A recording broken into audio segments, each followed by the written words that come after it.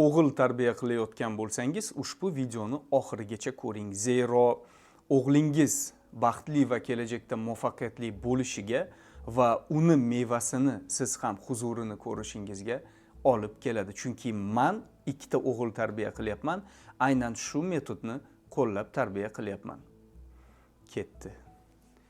10 yilcha oldin Tailandda bitta kichkina orolchada dengizga qarab yotgan edim. Yonimga 60-65 yoshli bitta nafaqaga chiqqan erkak kishi "Hello sir" deb keldi. Ya'ni "Assalomu alaykum janob" degan ma'noda men bilan tanishgan.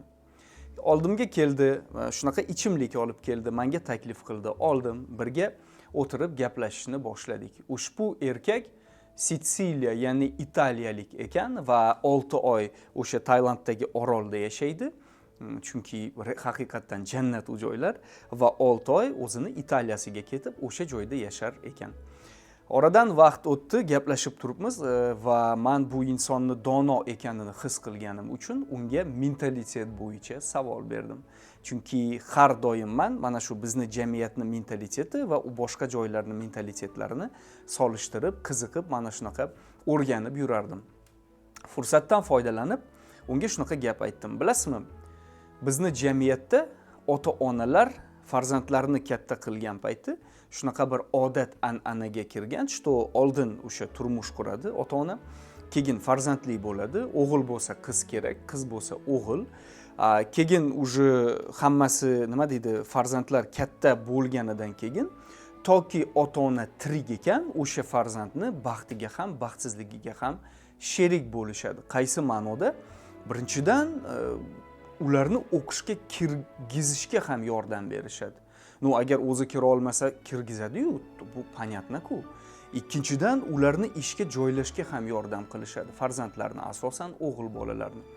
Ana keyin uylantirishadi. Uylantirganda to'yini ham ota-ona qiladi.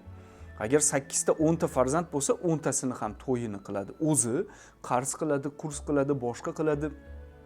Umri esa o'tyapti. O'zi uchun esa yashamayapti u. Ana keyin to'yi ham bo'lganidan keyin u o'sha ota-onasi bilan yashaydi. O'sha Farmon bibi bilan 7 ta o'g'li kelinlar bilan yashagandek, chunki u o'g'illarida shaxsiy hayot, shaxsiy uy, shaxsiy bir erishgan bir yutuqlari ham yo'q. Farmon bibi ularga hamma narsani qilib bergan, uy ham Farmon bibiniki va yashash ham o'sha ularni nazorati, hayoti ham Farmon bibini qo'lida. Xullas, o'sha italiyalik erkakka aytayapman. Keyin nima qiladi? Keyin bitta har bittasini joyli qiladi. Uyli, mashinali, joyli kerak bo'lsa mashinasini ham olib beradi, to'yli, juftli, polnusyu o'sha erkak uchun, yigitlar uchun, polnusyu hammasi uchun butun o'zi erishishi kerak bo'lgan hamma narsani qilib beradi. Birin-ketin ana keyin oxirgisiga ham hamma narsani qilib, o'zini oldida qo'yib, mashina, ish, boshqa uylantirganidan keyin bitta burchakda o'tiradi va choyni damlab yoki keliniga aytib, burchakda ana endi armonim yo'q deya choyini ichib, meni hayotimni bir kino qilib olsa bo'ladi endi deya o'tirishadi. Ha, farzandlarni uyli qildingiz, joyli qildingiz, mashinali ham молодец, tasanno, bu jasorat. Lekin o'zingiz uchun qachon yashaysiz? O'z hayotingiz yashamadingiz-ku. Va mana shu gapni aytdim. Bizda mana shunaqa o'zini qurbon qiladi-da, butun farzandlarini hamma narsali qiladi va burchakda o'tirib, ana endi butun armonim qolmadi. Yosh esa 70 ga kirgan. U keyin 5-10 yil yashaydimi, yo'qmi? Keksalik davri keladi va o'sha bilan hayoti o'tib ketaveradi, ma'nosiz, mazmunsiz.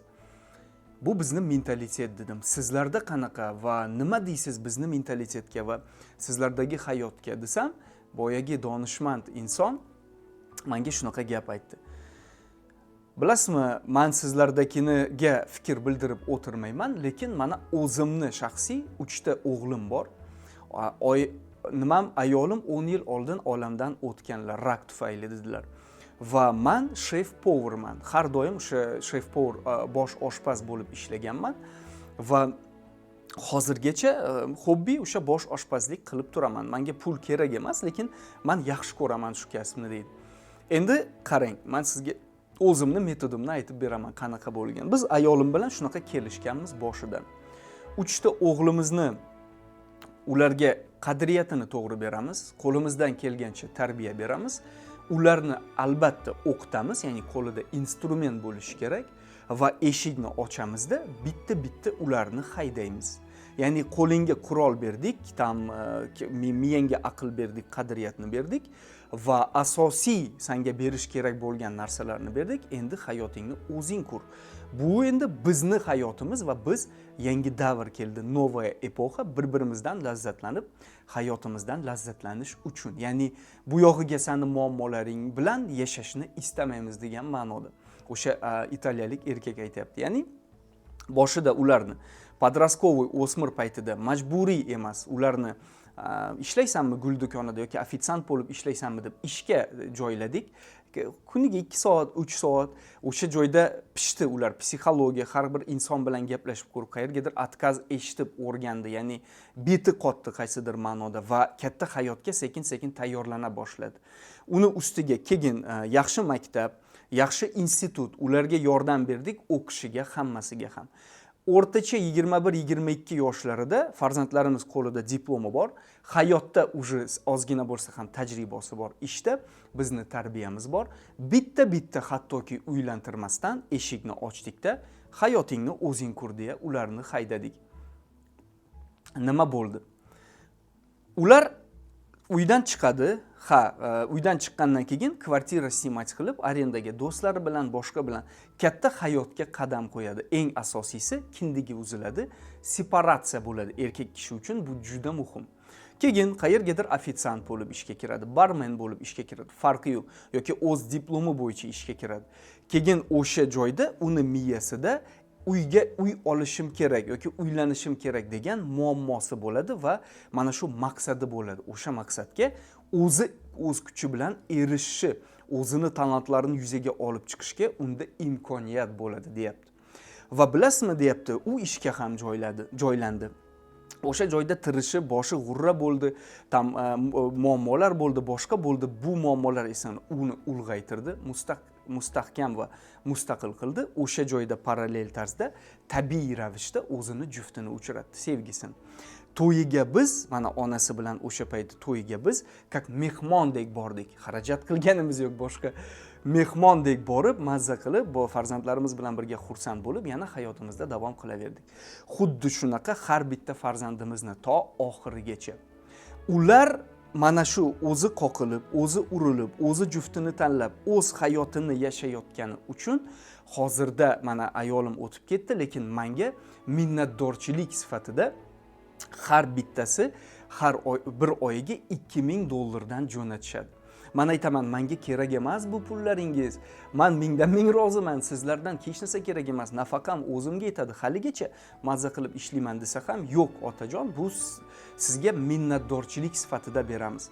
Shuning uchun buni nima deydi, ochiq qalb bilan, xursandchilik bilan iltimos qabul qiling deyshadi. degan gapni aytdi o'sha mujik va mana tepamda Xudo turibdi. Meni oldimda qo'ng'iroq bo'ldi otasi farzandlaridan. Qo'ng'iroqni oldida o'zini tilida italyancha gaplashdi, go'shakni qo'ydi, menga aytdi. Ko'rdingizmi, hozir aytayotgandim dedi. Bugun shanba, otajon bugun pulni jo'nata olmadik.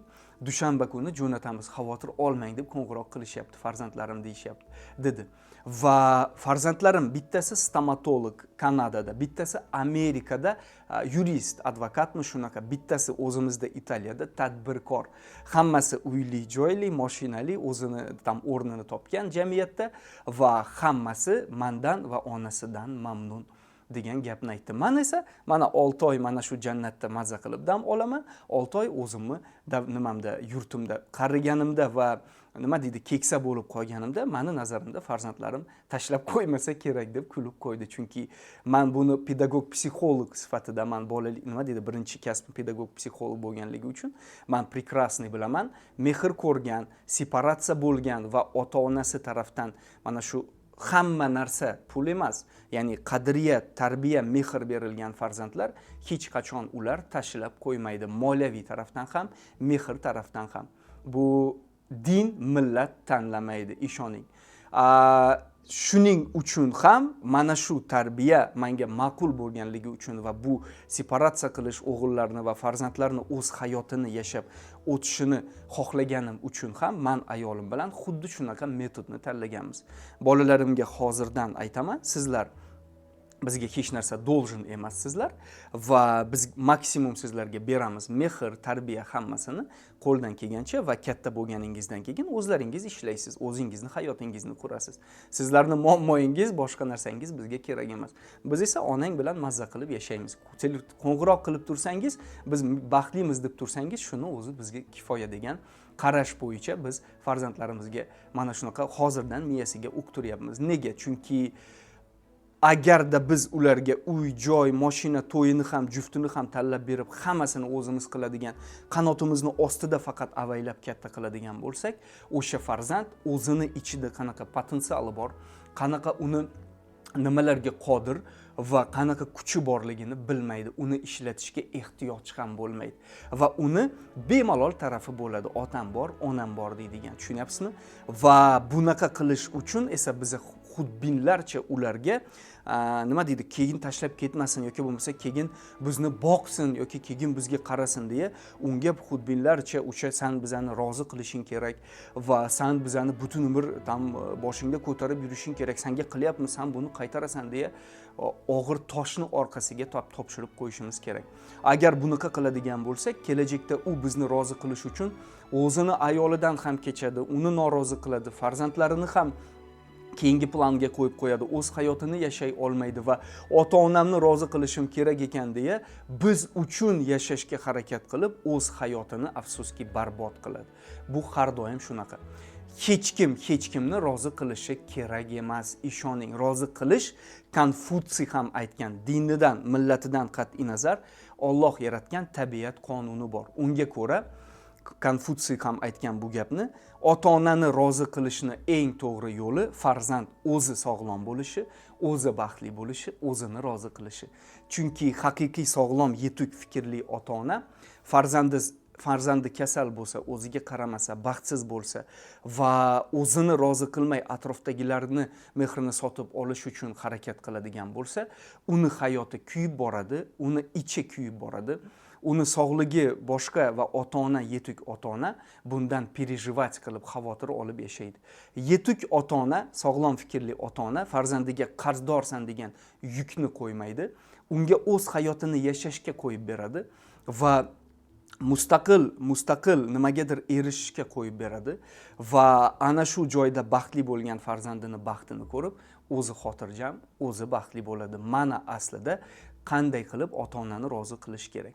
Bizni mentalitet esa bu afsuski ichi to'la bo'shliq, o'zi baxtsiz bo'lgan ota-onalarga mos qilib qo'yilgan, tuzilgan va mana shuning uchun ham bizni jamiyatda mana bu tsipochka, mana nima deydi, qaynona kelin muammosi, farzand mehrsizlik muammosi yoki bo'lmasa mana bu mentalitetimizning kelin eri befarqligi yoki o'sha maminkin sinok, papinkin sinok, ota-onasini etagini qo'yib yubormagan mas'uliyatsiz erkaklar mana bu Santa Barbara davom qilib yotaveradi. Chunki biz boshidan ularga o'zini hayotini yashab berishga, separatsiya bo'lishga, kindigini uzib, o'z kuchidan foydalanib, o'zi kuchayib nimagadir erishishiga yo'l qo'yib bermaymiz. Chunki qo'rqamiz, kelajakda tashlab qo'yadi, bizni boqmaydi, biz nima qilamiz? O'zimizni birinchi o'ylaganimiz uchun. Aslida o'z hayotini yashashga qo'yib bersak va ularga katta bo'lgunicha to'g'ri mehr, to'g'ri tarbiya bersak, ular bizni hech qachon tashlab qo'yishmaydi va bizga o'sha mehrni точно qaytarishadi. Mehr shunaqa narsaki, bu investitsiya. Sen qancha bersang, shuncha senga qaytadi. Sen bermasang, o'sha mehrni o'rniga qarzdorsan degan urib katta qilib qarzdorsan deya tiqaver. Senga u qarzdorligidan nimalardir qilishi mumkin, o'zini majburlab yoki oxiratni o'ylab.